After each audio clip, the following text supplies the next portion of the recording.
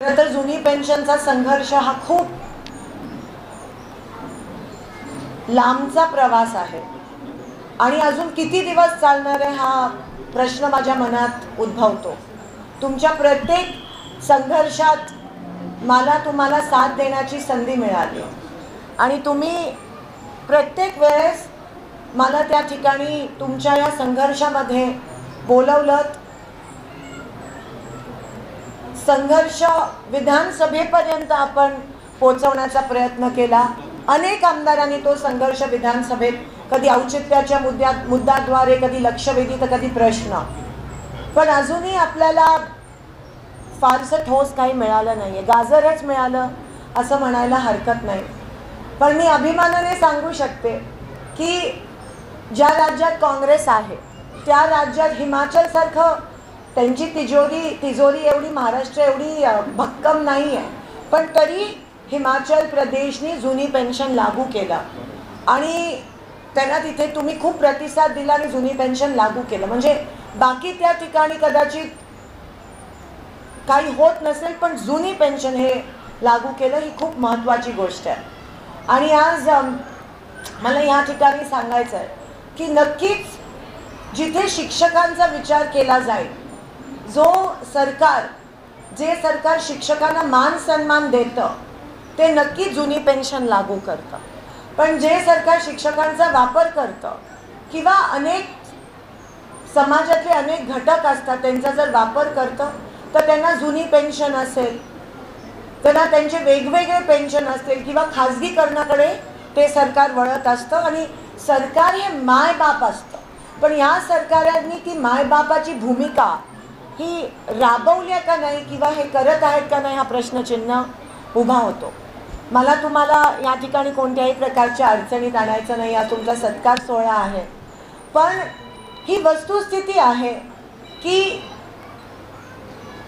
जो सपोर्ट तुम्हाला सरकारकडून अपेक्षित होता जुनी पेन्शनसाठी तो तुम्हाला मिळाला नाही आहे। आणि खरं तर तिजोरी भक्कम आहे, म्हणजे ज्या तिजोरीत एकेका आमदाराला घ्यायला 50-50 कोटी असतात, पण आमच्या शिक्षकांना द्यायला जुनी पेन्शन लागू करायला पैसे नाही आहेत, त्या सरकाराचा खरं तर मला निषेध करायचा आहे। आणि मला ही शोकांतिका आहे की अशी लोक महाराष्ट्रात सत्तेवर आले। पण एक रोष, मी ग्रामीण भागात जेव्हा फिरते तेव्हा शेतकऱ्यांमध्ये, शिक्षकांमध्ये एक रोष दिसून येतो आणि मला अशी आशा आहे की येणाऱ्या काळात नक्कीच बदल होईल आणि तुम्हाला सगळ्यांना जुनी पेन्शन लागू होईल। आणि काळजी करू नका, तुमची ही लेक, तुमची ही बहीण सदैव तुमच्या पाठीशी नाही, समोर नाही, पण खांद्याला खांदा लावून तुमच्या सोबत हा संघर्ष आणि लढाई लढत राहील। पण त्यासाठी तुमचा आशीर्वाद गरजेचा आहे। ही लढाई खूप कठीण असणार आहे आणि त्या लढाईमध्ये आम्ही सगळे, मग माने साहेब असो, चेतन नरोटे साहेब असो, आम्ही सगळे असो, आम्ही तुमच्या सोबत आहोत, हे कधी विसरू नका। आणि फक्त सत्तेसाठी किंवा निवडणुकीसाठी किंवा मतदानापुरती आपलं नातं नाही आहे, हे तुम्हाला माहिती आहे, पण जेव्हा तुम्ही मला हाक मारले, एका हाकेला धावून येऊन मी तुमच्या या संघर्षात सहभागी झाले आणि ते मी माझं नशीब समजते, ते मी माझं अहोभाग्य समजते की तुम्ही मला ह्या जुनी पेन्शन चळवळीचा एक छोटासा भाग बनवला, हे मी माझं नशीब समजते। आणि तुमची सेवा आम्हाला सगळ्यांना करायला मिळते, शिक्षकांची सेवा करायला मिळते, ह्याच्यापेक्षा अजून काय मी मागू शकते।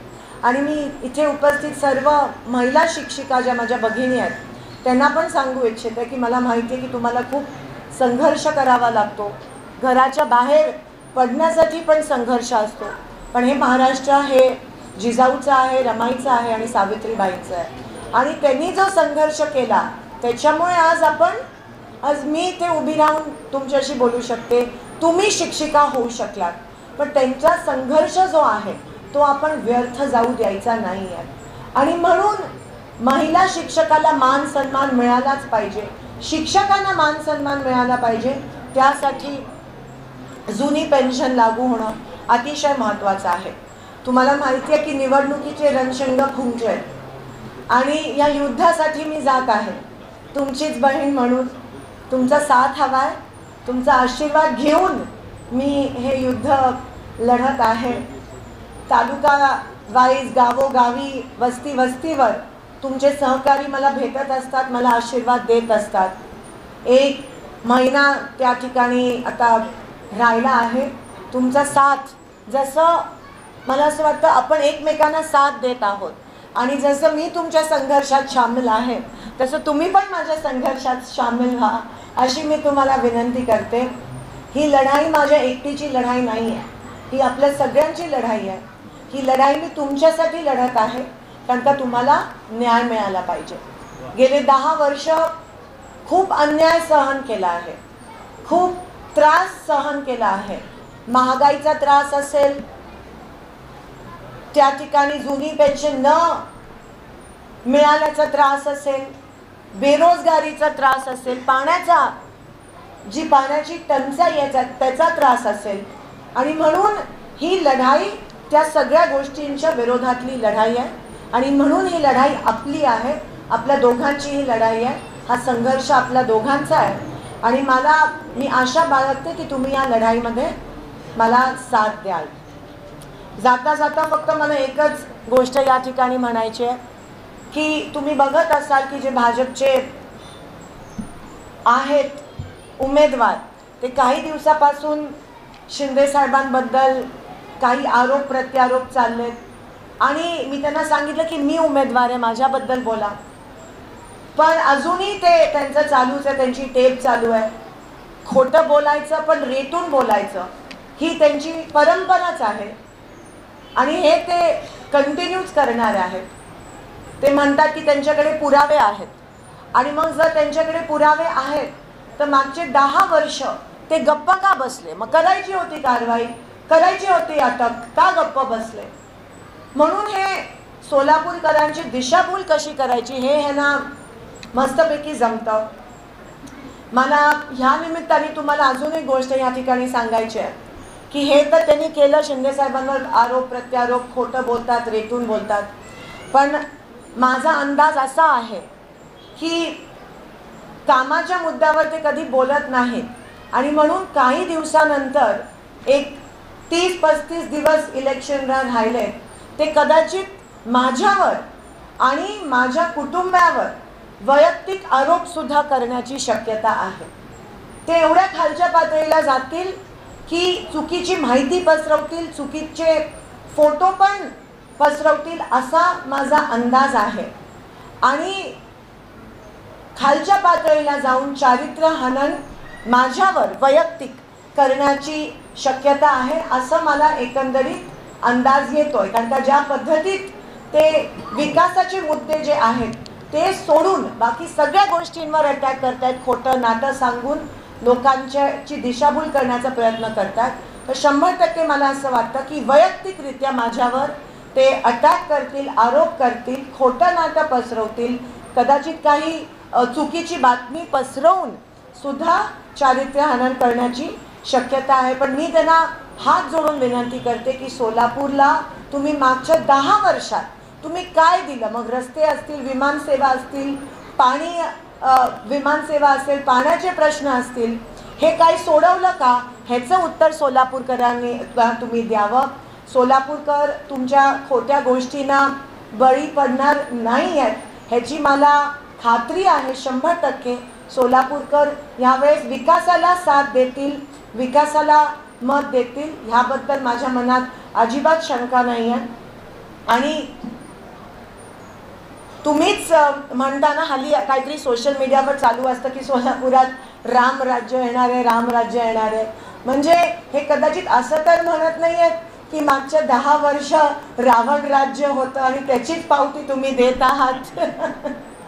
म्हणून मला असं वाटतं आपण ह्या लोकांपासून सावध राहूयात आणि मी एवढीच विनंती करते की येणारा जो संघर्ष आहे तो आपण मिळून लढूयात आणि तुम्ही मला आशीर्वाद द्याल मताच्या रूपात.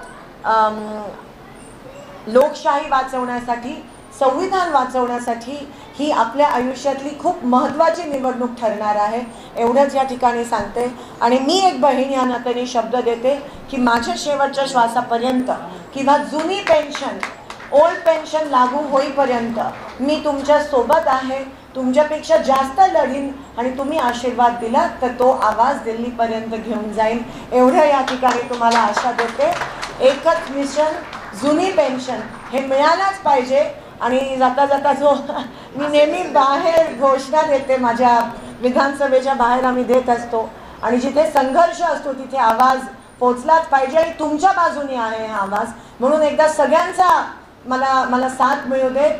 असं कसं देत नाही, असं कसं देत नाही, पेन्शन आमच्या हक्काचं. धन्यवाद. जय हिंद, जय महाराष्ट्र.